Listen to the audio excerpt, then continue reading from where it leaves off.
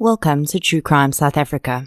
I'm your host, Nicole Engelbrecht, and this is our first edition of True Crime South Africa Spotlight.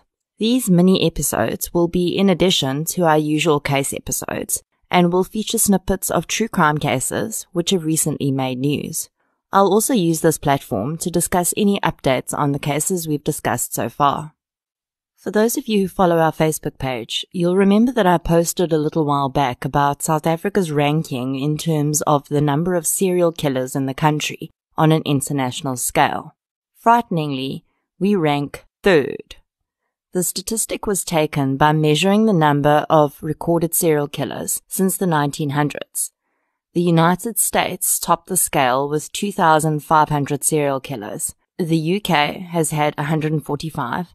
And South Africa has had 112. Well, if recent media articles are to be believed, we could add another 2 to our tally. In Makkelneek, Pretoria, 5 homeless people have been stabbed to death in the space of just 3 weeks. Police have yet to officially label the series a serial killing, but are referring to the killer as the nocturnal prowler. Naturally, the homeless in the area are absolutely terrified and have taken to sleeping during the day so that they can be alert at night. The motive for the killings is unclear because many of the victims have been found with their valuables, cell phones, a small amount of money and the like, still on them, so it's not robbery.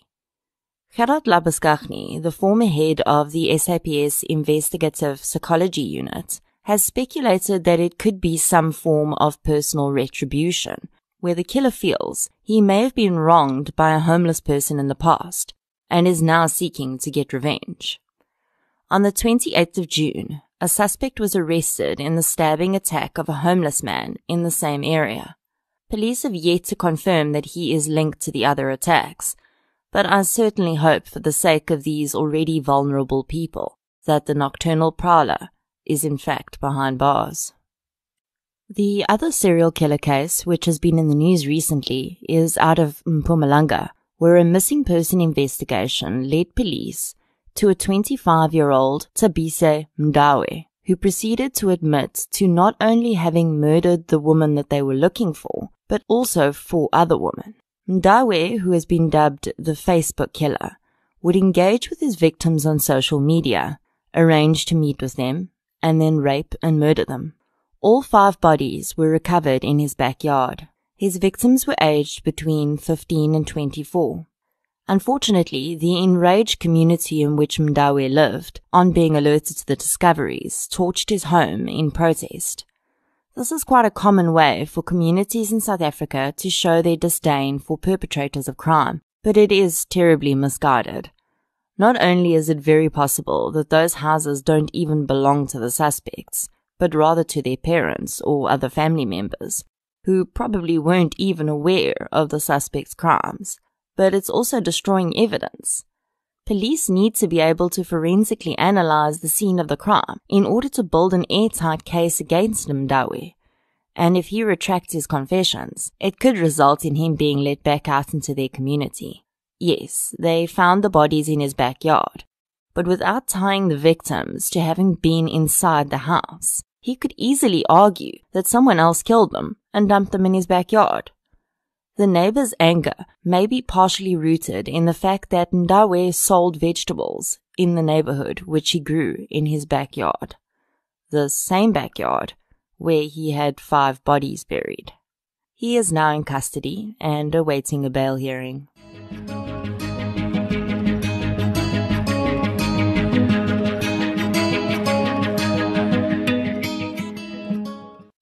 I've been following the Facebook page of missing South African teacher John Botma, who disappeared in Vietnam in May this year. John, 22, from Gauteng, was last seen in Ho Chi Minh City on the 18th of May 2019, and he then disappeared without a trace. His family set up the Facebook page, Bring John Home, to try and bring awareness to his case. On the 20th of July, News24 reported the disappearance of a second South African teacher in the same city. Mushfiq Daniels is 28 and from Cape Town. He has been in Vietnam since March 2018. His family last spoke to him on the 3rd of July, and his disappearance was officially reported on the 7th of July. The article states that Mushfiq had been in Indonesia in June, but officials there claim that he was deported, presumably back to Vietnam, after a public disturbance incident involving Mushfiq at a mosque. His family has stated that they do feel he may have been in a disturbed state of mind at the time of his disappearance. A Facebook page has also been set up to create awareness for Mushfiq's disappearance. In a shocking case of violation of duty, a former state specialist forensic pathologist, Dr. James Mwesigwa, was found guilty and sentenced to 10 years in jail this week for stealing organs from a dead body. It was found that Mwesigwa had illegally removed several internal organs from the body of a leader Skeepers, who was killed in a car accident. He was arrested in 2013 after trying to walk out of his place of work with a bucket filled with organs. Ridiculously, he remained on paid suspension for almost 2 years, and in that time was paid 1.5 million rand in salary. That begs the question, what was he going to be paid for those organs that made it worth his while if he was already earning such a large salary? He eventually resigned from his position in 2015 while still awaiting trial.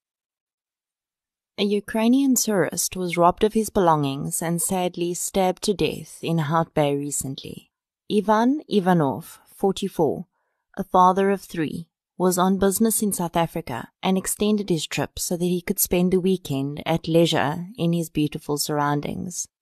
He was hiking near Chapman's Peak on a Saturday morning in July when he was accosted, attacked, and robbed by 3 men, one of which was out on bail for attacking a legal-wise attorney in court. The attackers fled the scene, leaving Ivan bleeding on the trail. One suspect was apprehended by a community policing forum member who saw that he was covered in blood and had a backpack which did not appear to be his.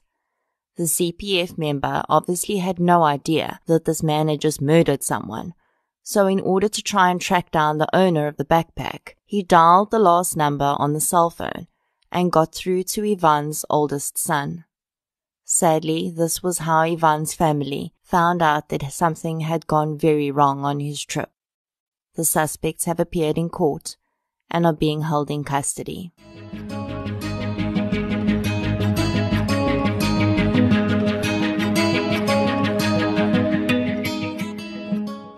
That is it for our first edition of True Crime South Africa Spotlight.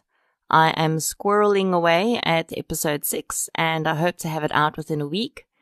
As always, please be sure to join in on our discussions on our social media pages, including Facebook, Twitter, and Instagram.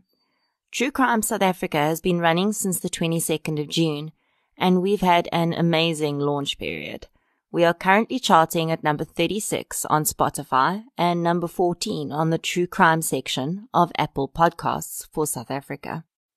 I could not have done this without you, our amazing listeners who have shared and invited your like-minded friends.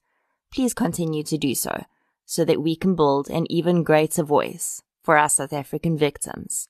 Chat to you soon.